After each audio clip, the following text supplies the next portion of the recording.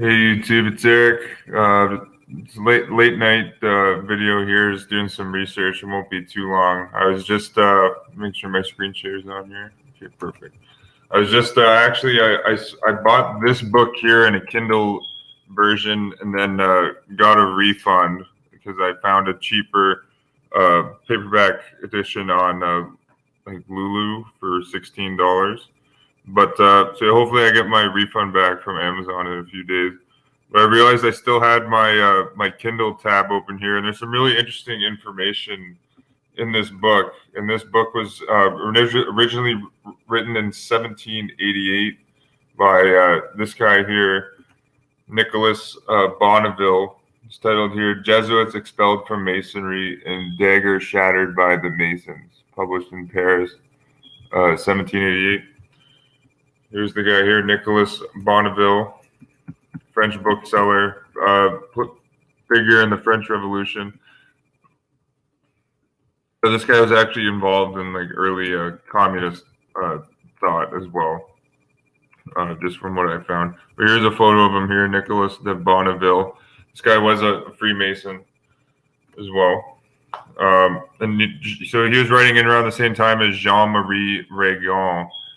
And I've documented here, and actually, if someone could speak French, I'm actually considering going to like a professional translator here in London to get these pages translated. But this came from Regan's book, Jean-Marie Regan, Cours philosophiques et interprétés de initiations anciennes, written in 1841, De Initiations Anciennes et Modernes. And actually, speaking of Regan, it was just a little dark here. But actually, I got one of his books that was recently published or translated into English. But this is going into like how the Roman Catholic Mass is based off of really sun worship and ancient paganism. But this is called "The Mass and Its Mysteries Compared to the Ancient Mysteries." Jean-Marie Regan. This same Masonic author, like Nicholas de Bonneville, claimed that the Jesuits completely control Freemasonry, and actually they make similar accusations. But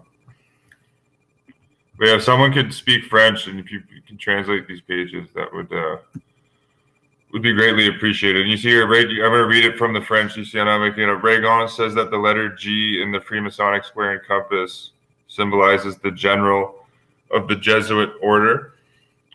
You know, Tupper Saucy in his book Rulers of Evil says that the G stands for the Jesu, or the Jesu, Gesu, which is the headquarter church for the Society of Jesus. So to me, like, it could be Jesu or reference to the general of the Jesuits. But Regan here says it's reference to the general.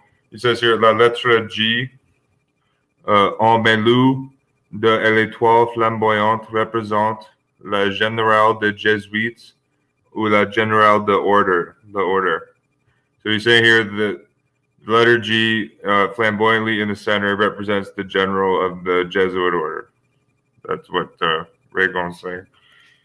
If someone does know French, and if you could translate these pages, that'd be greatly appreciated. If I can't get that done, just reaching out here, I am going to find a translator to get these pages translated. But this is the book that I just ordered a physical copy of, but still have my Kindle version up here, even though I got a refund on this. And hopefully I do get my money back from that in a couple days. But Nicholas de Bonneville, I'm just going to read a few pages starting at 120. But before I do that, I want to show you this picture that I found that Sir Francis Bacon drew under the pseudonym of Johann Valentin André in 1619. And this was the title page of his book here, Mythologicae Christianae, a book about creating like a Christian utopia. And this book was written right around the same time that the communist Jesuit reductions were beginning and taking foot in Paraguay, which I absolutely do not think is a coincidence. Sir Francis Bacon was essentially like a lay Jesuit. His best friend, Sir Toby Matthew, his alter ego actually, was a Jesuit priest. And I have that book up here, The Life of Sir Toby Matthew, written by Arnold Matthew in 1907. There's some very good quotes in this here. And I think Sir Francis Bacon with the Jesuits wrote Shakespeare. It wasn't just Sir Francis Bacon. It was Sir Francis Bacon with the Jesuits. But just the author, Arnold Matthew, here says, much has already been published to support the theory of the Catholicity of William Shakespeare. The contention rests on the evidence of the Catholicity in the plays of William Shakespeare as they appear in the final and complete form in the folio of 1623. And with regard to Bacon, it may be noted that in his essay on unity and religion, he veils censure on the persecution of Catholics under a general condemnation of religious intolerance. And this whole book goes into Bacon's friendship with Toby Matthew, the Jesuit priest, Sir Toby Matthew. Lots of good information in this book. And there's actually, let me see here. Because I know that just reading this book that I know that there's a Jesuit that wrote a book. This here, Father Sutton, S.J., wrote a book with more details about Sir Francis Bacon's relationship to the Jesuit priest, Toby Matthew. I'm going to zoom in on that here. Here, Bacon sent Toby Matthew copies of all of his books. You see, like, Sir Francis Bacon praised the Jesuit order numerously throughout his works. And I have that sourced here from a Jesuit's own book, Sir Charles Constantine Pies, who in 1832, as a Jesuit priest, became the official chaplain to the United States Senate. Here's talking about First Francis Bacon. Bacon and Grotius too, and this is from Charles Constantine Pies' books, quote, St. Ignatius and his First Companions, end quote. That's the title of the book, page 20 here. Okay, but this is what, I'm just giving context, because Sir Francis Bacon was the author, or he drew this photo, and you see here the Jesuit IHS is right on the center. You know, this is supposedly Francis Bacon was a Protestant. Francis Bacon was actually, in reality, Johann Valentin Andre. It was a pseudonym, and I'm going to prove that to you from a Manly P. Hall quote here. And this is interesting too, because Johann Valentin Andre is the accredited founder of like the Rosicrucian Society. He, when he was supposedly only like 15 years old, wrote the Chemical Wedding of Christian Rosencreutz, which had like esoteric alchemy, jurisprudence, political intrigue in it. You know, very odd that a 15-year-old would know this, but it makes a lot of sense that, you know, the Jesuits know all about that stuff, and, you know, Francis Bacon did as well. But you see the Jesuit IHS is right in the center, and here you got kind of like the Masonic pillars of Boaz and Joachim right here. And even you see the Masonic square and compass is on the right pillar. I'm going to zoom that in here. You see the Jesuit IHS is on top. That's key. You know, kind of creating the Jesuits with the universe itself. And actually, Nicholas de Bonneville says that the Jesuits always do that in this book. And I'll read that quote. But yeah, I should have a physical copy of this book. I'm guessing in a couple of weeks, but I still have this Kindle version up here, which I'm going to read out of shortly. You see, this photo is like speaks a million words. You see here, the Jesuits ruled the world through politics and religion. You see, you got Politica and Theologia, politics and religion, Theologia, Politica, right on the top two pillars. You see here, and you got the Masonic square and compass is under Historia, right here. There's the square and compass. You see, according to Ragon, the G that we usually see in the center of the square and compass represents the general of the Jesuit order, and which makes a lot of sense here. The IHS is on top. So you got like the Hindu Trimurti, like past, present, future, or Brahma, Vishnu, Shiva at the bottom. This is very interesting. Grammatica. I think this is like a reference to like the legal concept insinuar, or the legal term insinuar. INSINUA. SINSIN. U-A-R-E, insinuare, means to be deposited into like a legal system or a legal matrix, which is what the Jesuits have done worldwide by creating the legal fiction system, which is essentially just Roman civil law, which, that's the whole philosophy of Dasein, of Jesuit seminarian Nazi Martin Heidegger, who's taught in all of the philosophy courses in the universities today. You see here Jesuit IHS right at the top. You see this is clear. This is a clear relationship between the Jesuits and Freemasonry. You see the Freemasonic square and compass. This was drawn by Sir Francis Bacon right here. And this is what the Jesuit Charles Constantine Pies, S.J., said about Sir Francis Bacon. He says the former, referring to Sir Francis Bacon, see right here, on his work, quote, on the progress of the sciences, writes in these terms, quote, this is what Sir Francis Bacon says. When I consider the Jesuits' tact and ability to train up the youth in the sciences and good morals, I remember the expression of Agalas in reference to Farnabas, being what you are, would that you were ours, end quote. In another place, Charles Constantine Pies quotes Sir Francis Bacon saying, quote, as regards the subject of education, everything may be said in a few words. Look at the schools of the Jesuits. Nothing can be better than their system. Nothing can be better than their system. Well, you see here, Sir Francis Bacon clearly respected the Jesuit system. And this is the same guy that wrote about the whole allegoricalized the colonization of the United States of America in his book, The New Atlantis, which was written originally in Spanish, and the first founding Jesuits were all Spanish. Francis Bacon is also a member or on the board of directors of the Virginia Company, which was directly involved in colonizing the United States. Okay.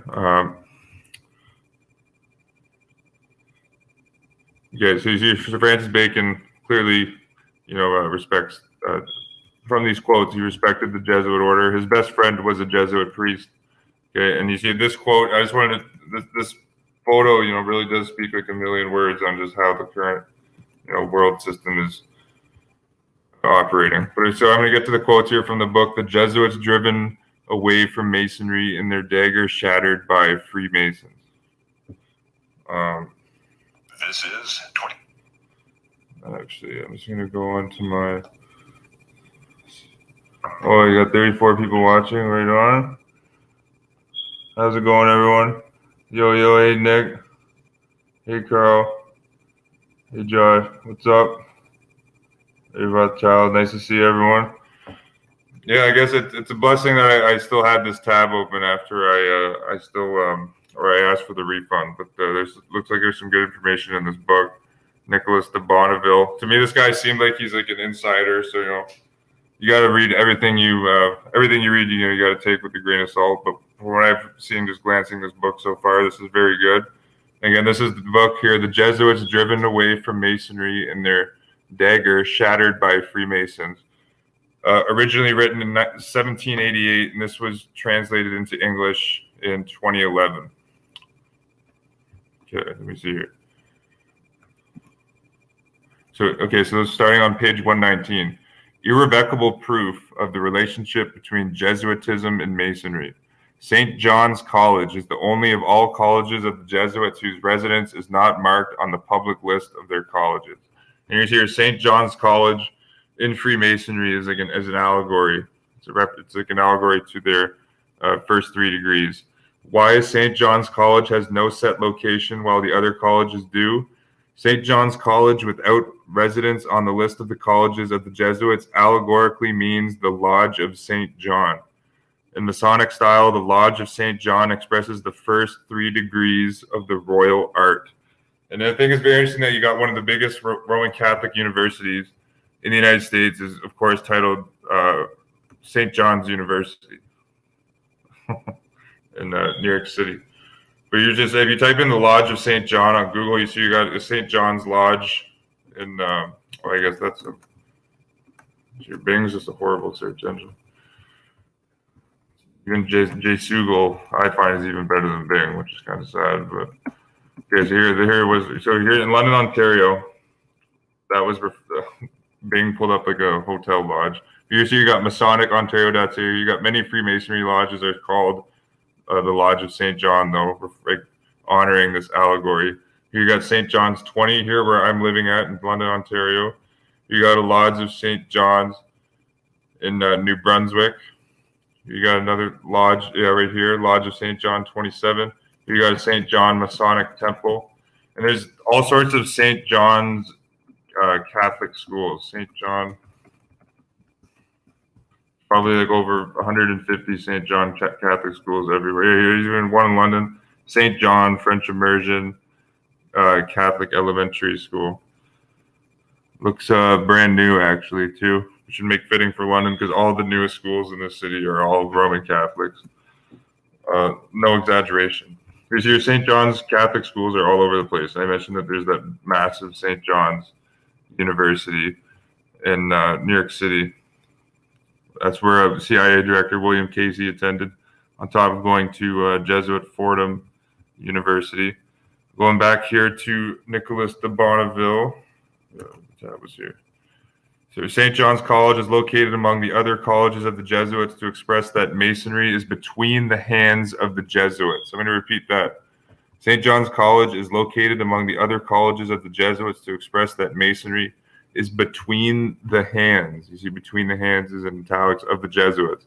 The residence of St. John's College cannot be determined because the Lodge of St. John expresses allegorically the assemblies of the perfect Masons who are everywhere in Europe and who already begin to spread to the other regions of the world. The first Rosicrucian Masons only had one carpet. The Jesuits made 2 degrees of the same carpet to adapt Masonry to the professions of the temporal and the scholastic, their novices. The carpet of the Rosicrucian Masons was a perfect square. And actually, to go back to the Rosicrucians, like I mentioned here, I thought I forgot to cover this. You see here, looking at this grand photo that I say encapsulates the Jesuit world order, drawn by Sir Francis Bacon, Johann Valentin André, who in reality was Sir Francis Bacon, was the founder of the modern Rosicrucian order. And here I got a book here from Manly P. Hall on the Rosicrucians titled Orders of the Universal Reformation, Utopias. And Johann Valentin André, the Jesuits disguised Sir Francis Bacon as a Lutheran theologian. And they had Johann Valentin André as a Lutheran just railing against Calvinists to divide the Lutherans and the Calvinists against each other, which is, of course, politically beneficial for the Roman Catholic Church. But this Johann Valentin André was like a pseudonym figure. He was Sir Francis Bacon.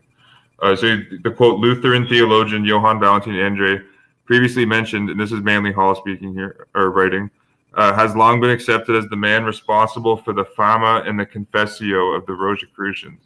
In the same edition of The Anatomy of Melancholy, which is a book by Robert Burton,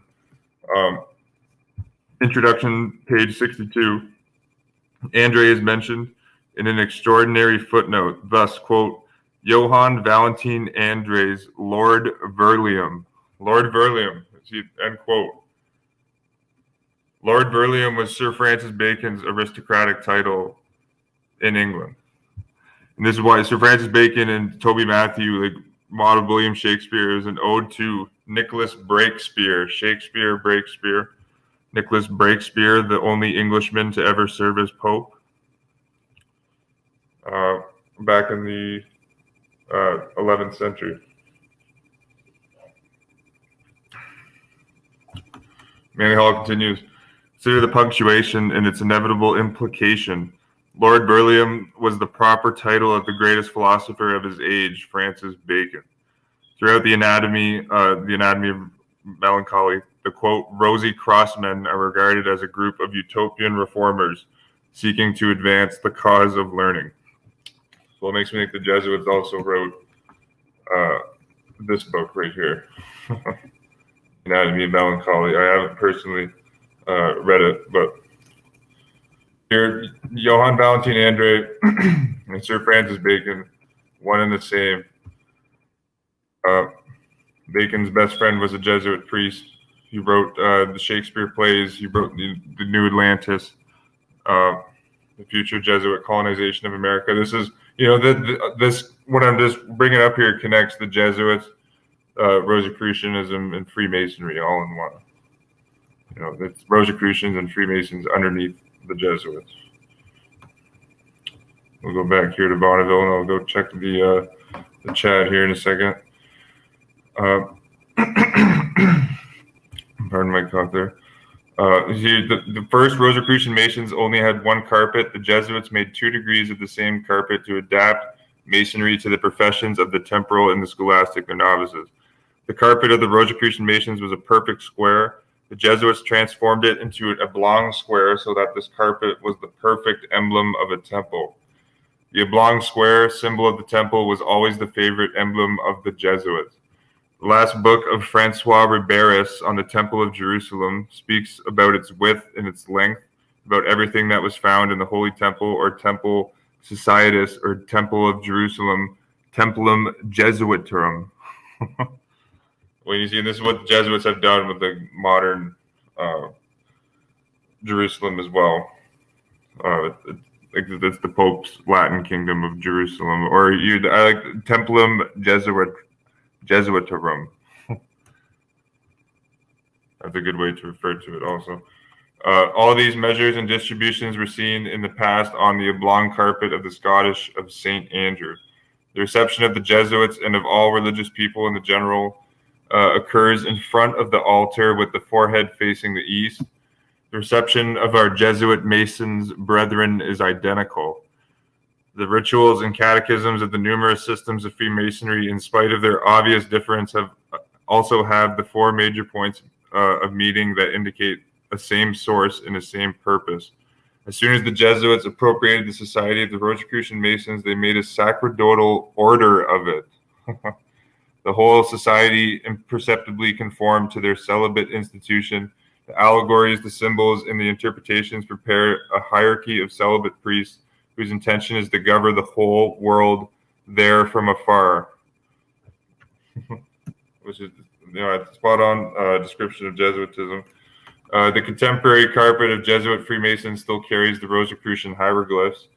Actually, speaking of hieroglyphs, I recently just put up a quick post on my website. The famed British Egyptian scholar Sir Ernest Alfred Wallace Budge accused the Jesuit Egyptologist Anastasius Kircher of fabricating his Egyptian hieroglyphs.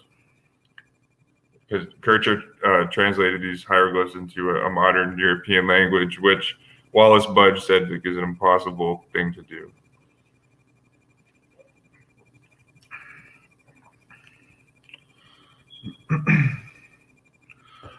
Actually, think about this. Think about this photo here. Think about this with the U.S. election. You think about like Democrat and Republican here on the Masonic pillars of Boaz and Yakim.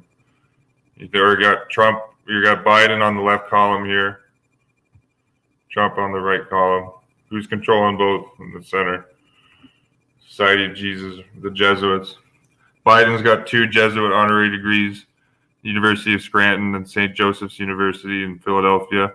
Joe Biden sent his son, Hunter Biden, to the Jesuits volunteer corps down in Jamaica. And then that's what Hunter Biden was on the board of Burisma in Ukraine and Bohai Harvest in China, literally making billions of dollars while Joe Biden was vice president. Trump obviously went to Jesuit Fordham, sent all of his 4 kids to Jesuit schools. Tiffany's getting her degree from Georgetown right now. So he's going to be on guard for anti-Catholic bias. So you see in this photo here, they can tell you every single country's political situation can be explained by this photo. Every single one, no exceptions.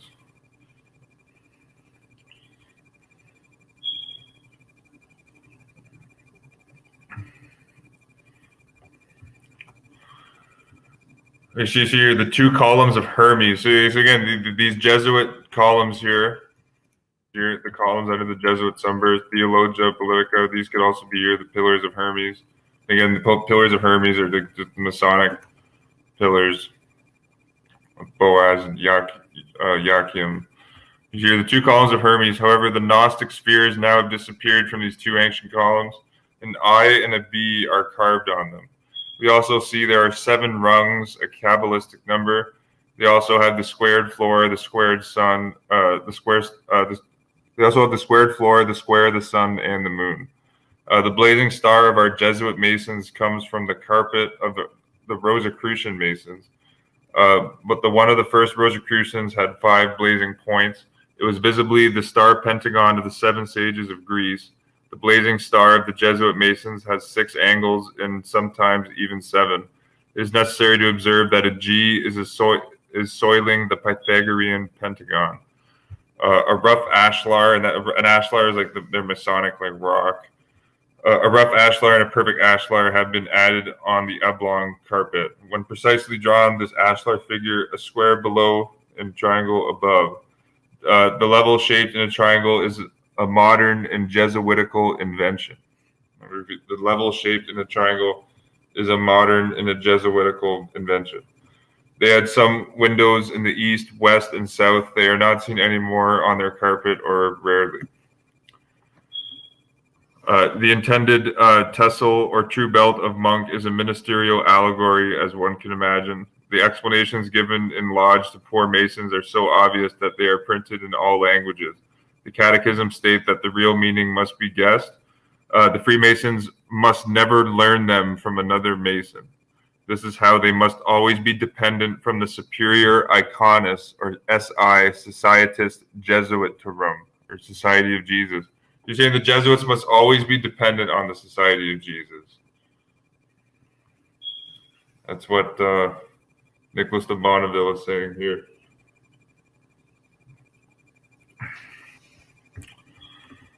We are going to give the real explanation of all the symbols stained by the Jesuits and the allegories of the Bacon's disciples. I'm not sure he was referring to Sir Francis Bacon there. That would make a lot of sense considering just what we've been discussing on this video here tonight.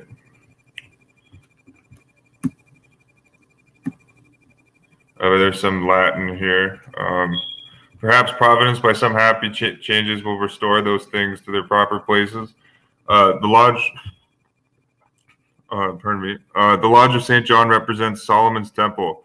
That is to say, the temple of the Society of the Jesuits. So again, in Masonic, so Bonneville is saying in the Masonic writings and allegories, Solomon's Temple is reference to the temple of the Society of the Jesuits, which would be the Church of the Jesuit in Rome.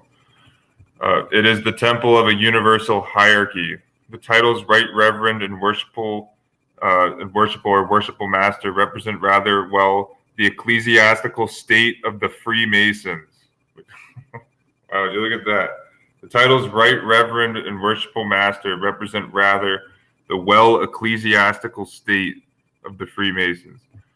Two columns always mean in the church the language of the theologians. So you're referring again here to the 2 columns.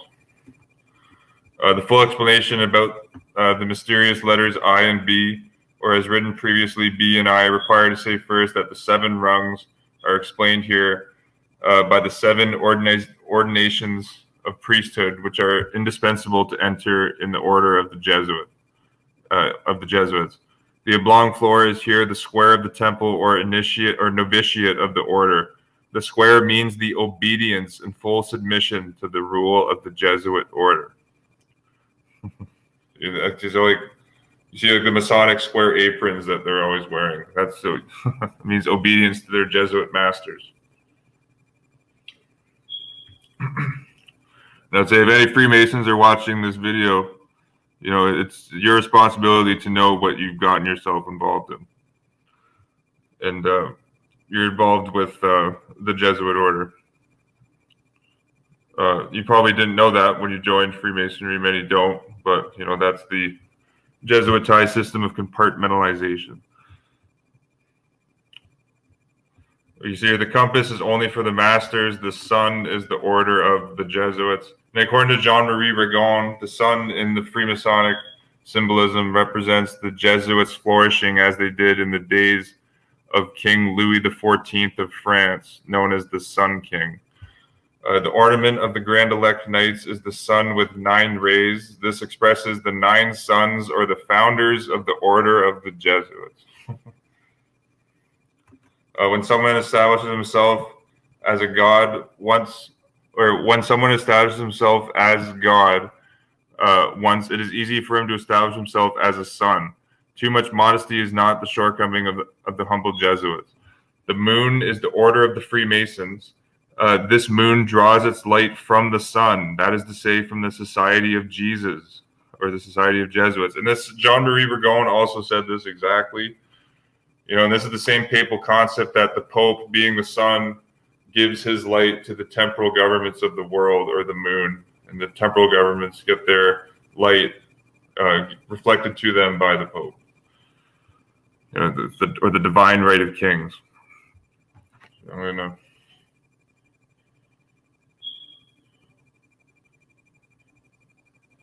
They're going 32 rays. Yep. Actually, in this book here, I made sure I had this pulled up. This was written back in the 1800s as well, but this was the book Scotch Rite Masonry Illustrated, the complete ritual of the ancient and accepted Scottish Rite, profusely illustrated, Volume 2, written by Jonathan Blanchard. And right here, page 381, 382, he's breaking down the 32nd degree of Scottish Rite Masonry, illustrating it, and then so he gives the whole photographic breakdown and the writings of the rituals, and then Jonathan Blanchard gives his philosophical breakdown of the degrees. But this is this was the official ritual of the 32nd degree.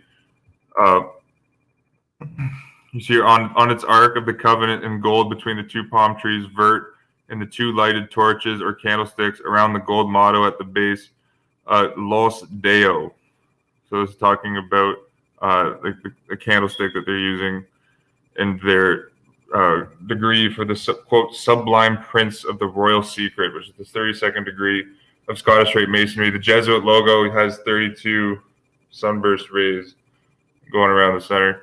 Around this standard are stationed the Knights of Cadash and the Grand Scottish Knights of St. Andrew, 30th and 29th degrees. Standard bearer is Bezaleel. And then you see here Azure. On it is a lion couchant in gold, holding in his mouth a key in gold, and a gold collar around his neck with the figures 525 on the collar. I don't know, 525. Maybe if you guys know some interesting, I don't know if there's anything significant geometry-wise going on with 525. Motto at the base is Custos Arcani, and in some rituals, look at this, Ad Morgium Del Gloriam. This latter is the motto of the Jesuits. This is the Scottish Rite Masons here saying this latter is the motto of the Jesuits. Around this standard are stationed the Knights of the Sun, the commanders of the temple, and the princes of mercy, 28th, 27th, and 26th degrees. Standard bearer is Ohalib, or Aholib, or Aholiab. Here's now Jonathan Blanchard giving his philosophical analysis about the 32nd degree of Scottish Rite Masonry. This degree originated 30 years before the French Revolution of 1789 and was active in producing it. And again, not a coincidence that Robespierre, leader of the French Revolution, educated by Jesuits. The Lodge theory was that the anarchists of today, that if institutions of religion and government were abolished, human passions like fluid would find their level in universal peace and happiness. Communists guillotined their king and hung their bishops to lampposts, proclaimed, quote, liberty and equality. That's what the Jesuits are steering, like the Black Lives Matter and Antifa mobs right now. Again, it's not a conspiracy. Literally every single Jesuit university in America openly endorses Black Lives Matter. All 28. It's continuing, and put their religious creed over the gate of their cemetery. Quote, there is no God, death is an eternal sleep, end quote.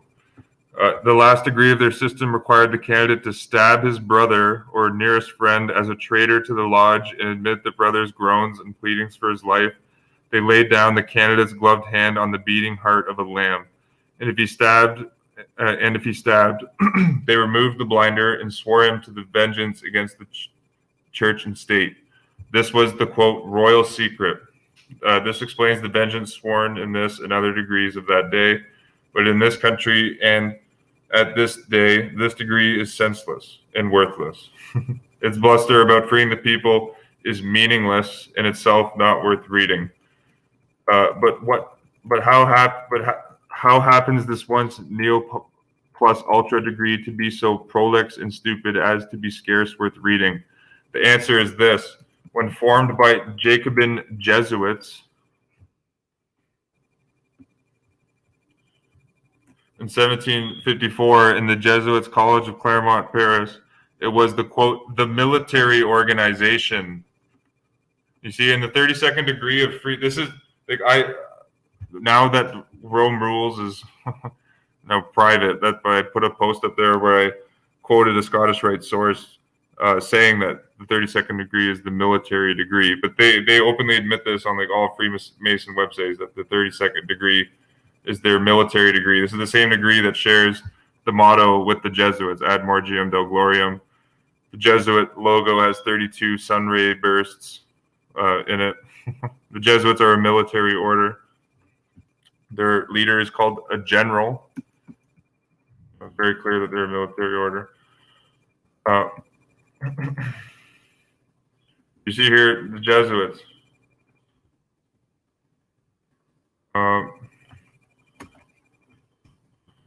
I know he mentions them.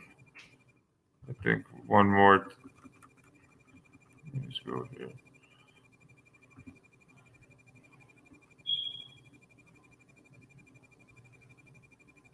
Give me a second. My computer's just a little slow. I'll check the chat.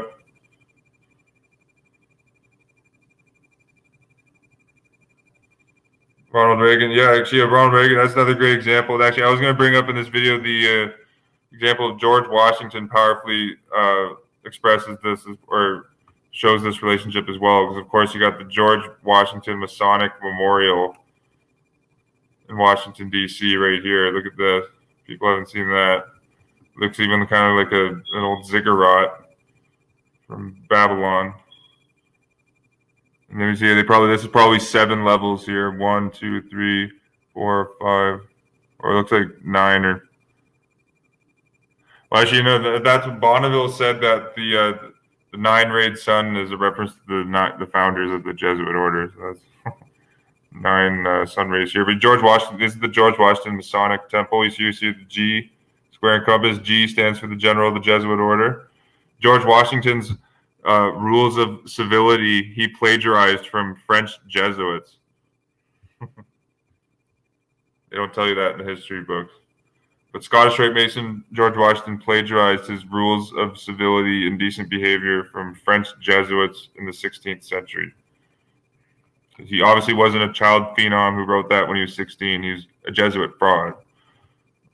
That makes a lot more sense. That's why George Washington told the American revolutionary soldiers that it was a stupid thing to do to burn the image of the Pope on Guy Fawkes Day on November the 5th. I could do a whole, I could go on for hours and hours on George Washington, just himself. And there's no coincidence that at his apotheosis in Washington, D.C., there's a Roman fasces, right beside him. George Washington viewed himself as like a modern day Roman Cincinnatus. And that's why there's actually a statue of Washington depicted as the Roman general Cincinnatus. So, it's very clear once you start looking at the relationship between the Jesuits and the Freemasons.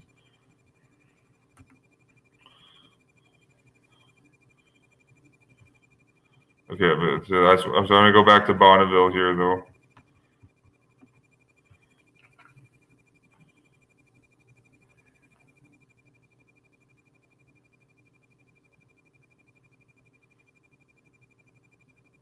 Actually, yeah. Or are you talking about?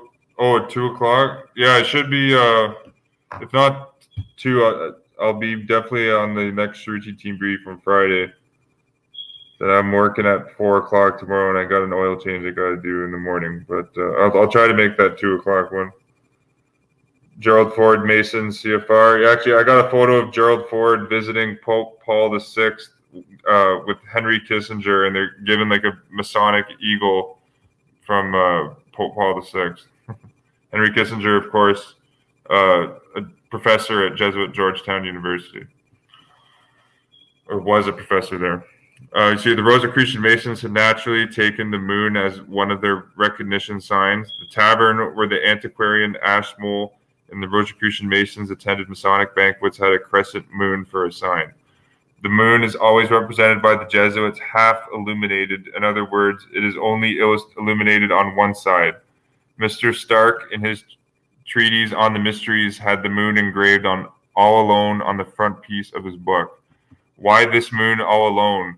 The allegory is perfect. The order of the Jesuits doesn't shine any more on the horizon. The Jesuitical sun must be hidden. And they have, hidden their political power from the masses of the world. Most people don't even know what a Jesuit is if you bring it up. It's pretty sad. It is for this temporary eclipse of the Jesuitical sun that the famous Noshite degree and the highest degree among the high degrees of their Scottish Masonry is only held in the full moon. The lodge is then only illuminated by a window through which the moon rays beam. Imagine in the silence of the night the pale rays of the moon that illuminate men armed with daggers. Then avoid, if you can, thinking about a conjuration of brigands. Here, and then he continues, just like Regan, Nicholas de Bonneville says, and he's writing this in 1788. This is when this was originally written. The G in the blazing star means the general of the Jesuits. Would you look at that? So I'm going to go back to the Washington Monument. You see here the G? You see here the G square and compass? The G, that stands for the general of the Jesuit order, Freemasons. They're not going to tell you that in your lodge. So this might be the first time you're hearing that if you're a Mason watching this video. But that's what the G stands for in Freemasonry. See it right here, the G in the blazing star, and this is from page 124 of the book, The Jesuits Driven Away from Freemasonry and Their Dagger Shattered by Freemasons, written in 1788. The G in the blazing star means the general of the Jesuits. The rays of the star represent the assistants chosen by the general among his hours. So the rays of the star represent the Jesuit provincials, the Jesuit Council of 10 provincials, just like how there's 10 Sephiroth in the Kabbalistic tree of life. So there's just like how there's 10 Sephiroth, you got to have 10 Jesuit provincials reporting to the general, the blazing star in the center. Just like that.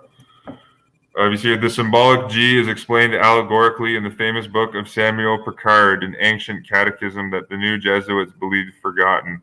The Jesuit Picard states in his catechism that the G symbolizes, quote, the grand architect and contriver of the universe, or that he was taken up to the top of the pinnacle of the holy temple, end quote. These primitive names of the, quote, grand architect and contriver of the universe are only translated nowadays as grand architect of the universe. And that's what they tell the Masons that come into the lodge that don't know anything. That's what they tell them that the G stands for, or the great architect. However, in the Jesuitical writings, the universe means the Jesuit order. Oh, would you look at that? And actually, so I'm going to repeat that. However, in the Jesuitical writings, the universe means the Jesuitical order. And actually, I have a photo that I just put up on my website that shows this. This was on the post the quick post I did on the fraud Jesuit Anastasius Kircher translating his Egyptian hieroglyphics. Here it is right here. Zoomed in a little too much.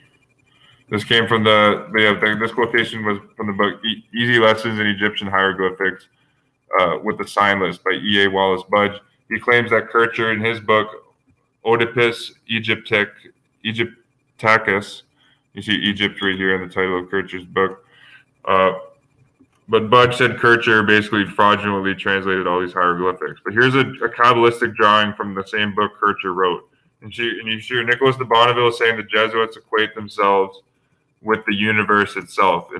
What is Kircher doing here? He's equating the Jesuits with the universe. Look at this. Literally, right in the center of the universe. IHS.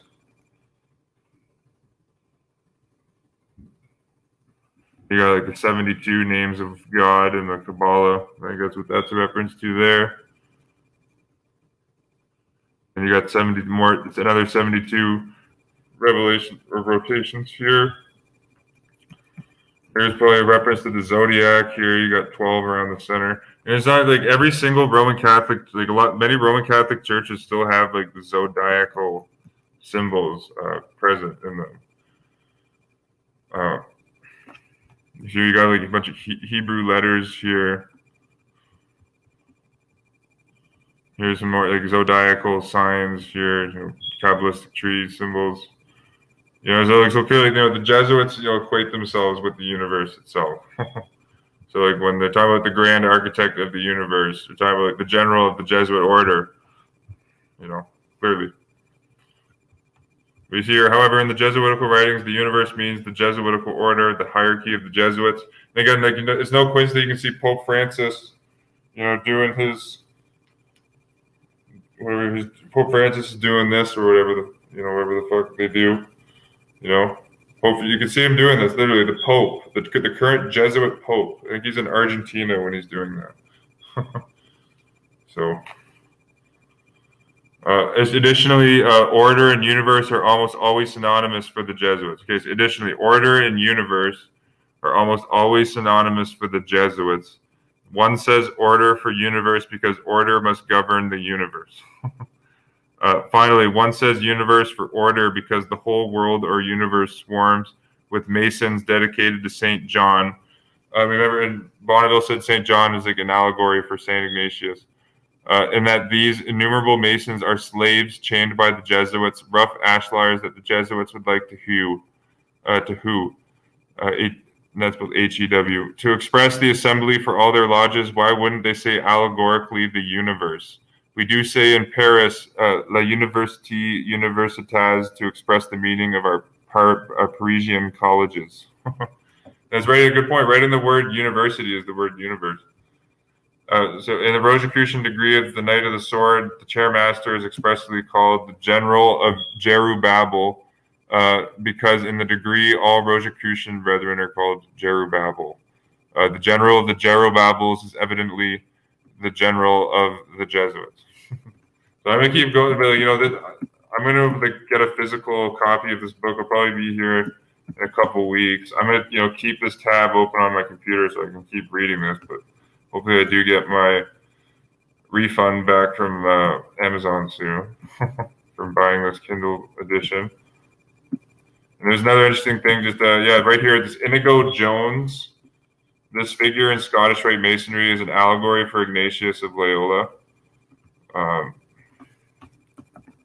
they're not going to tell you this in your lodge meetings, Masons.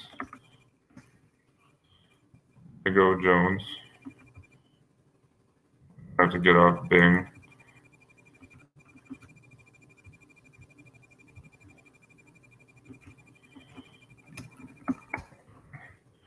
The waste of a website. Roman Catholic Bill Gates and his Jesuitist alpha wife, Melinda.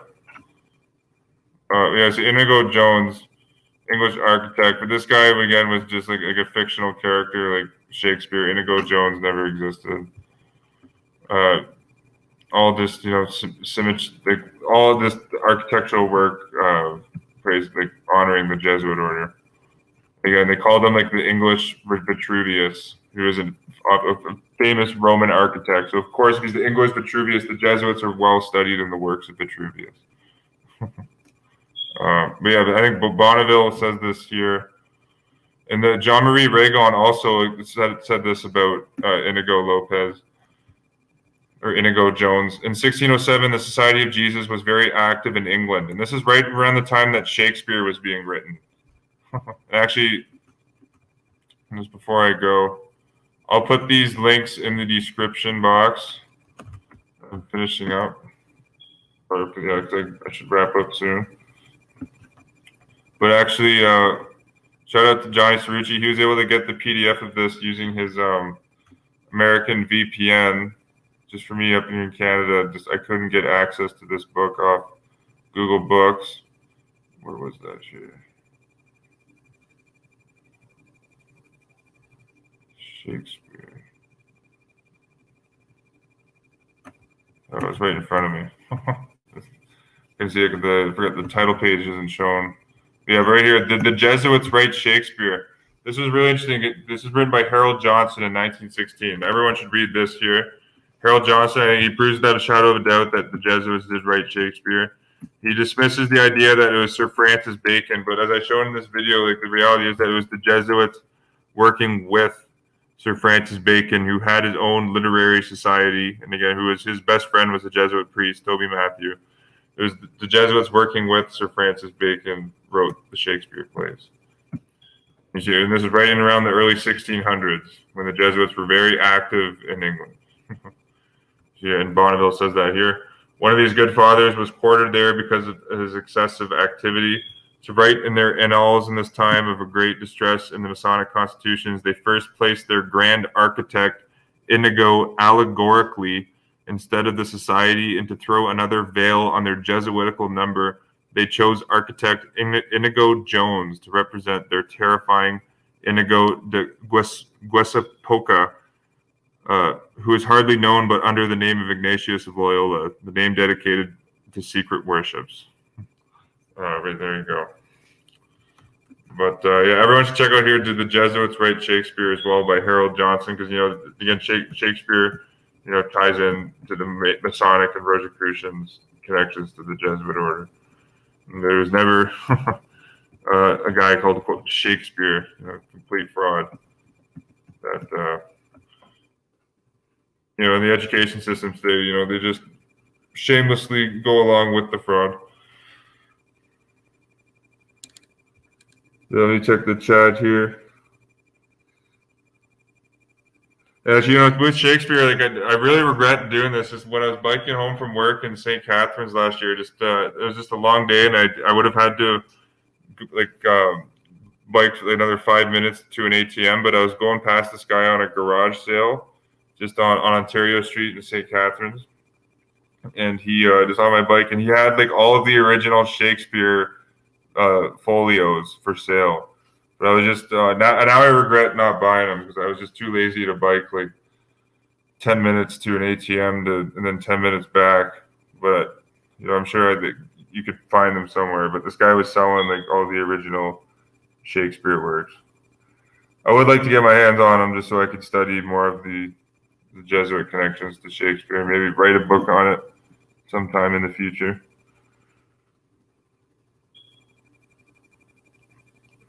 You see, it looks like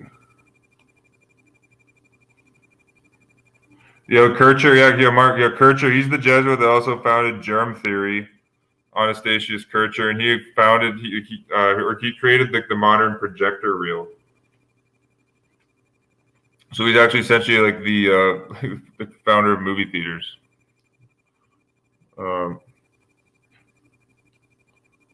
Never hear about the Kennedy and King family tell the world the truth about the Jesuits. Absolutely, Jesuits control all 45 presidents. Well, even like going back in like the 1800s, President Garfield said that in one of his famous speeches that he won't rule by the divine right of kings. Sherman's going. I have this documented on my website. Even going before Abraham Lincoln, the Jesuits were killing American presidents.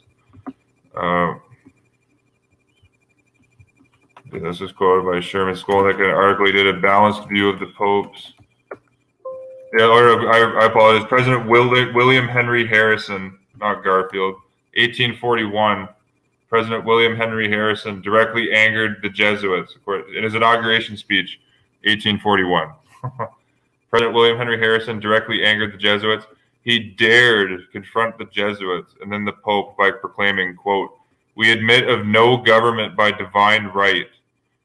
Repeat that. "We admit of no government by divine right, believing that so far as power is concerned, the beneficent Creator has made no distinction among men, that all are on equality, and that the only legitimate right to govern is upon the express grant of power from the governed, end quote. Then Skolnick writes, 35 days later, for the benefit, if not actually arranged by the Jesuits and the British monarchy, President Harrison was poisoned to death.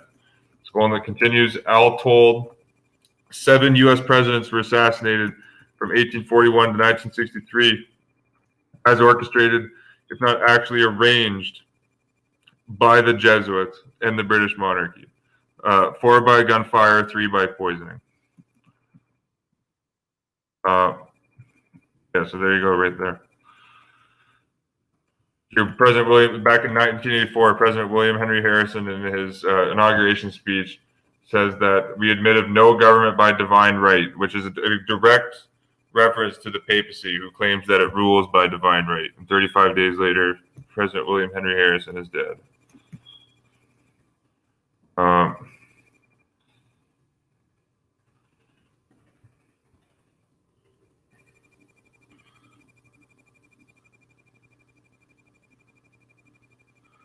Let me see here. Yeah, I think that's all for this one, YouTube. Peace and love. Thanks for tuning in. I want to make this video because when you start looking into the connection between Jesuits and Freemasonry, it's overwhelming. That the Jesuit order created modern Freemasonry.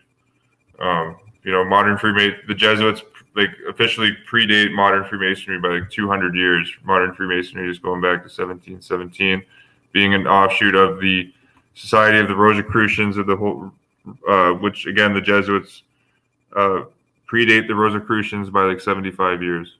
So yeah, peace and love, YouTube. And then but I was reading out this book tonight here, Jesuits Driven Away from Masonry and Their Dagger Shattered by Freemasons. Actually, I'll make one more request before I sign off here. If someone watching this video knows French and you could translate these pages for me from Jean-Marie Ragon's book from 1841, exposing how the Jesuits just completely control and own Freemasonry, that would be greatly appreciated. You can see these quotes here on the screen from the original French. Hidden history.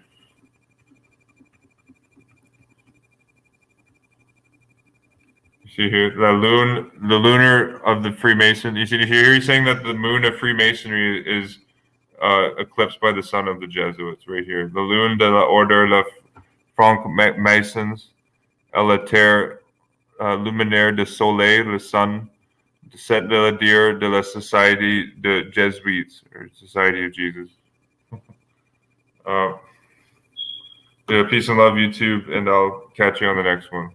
Peace and love. I should hopefully have, I don't know, the libraries could be closed with this Jesuit pandemic, for who knows how long, but hopefully I can get this, when I get this book in paperback, I'll get it scanned in up onto archive.org so you guys can all read it as well. Peace and love, YouTube. All roads lead to Rome, and Namnas.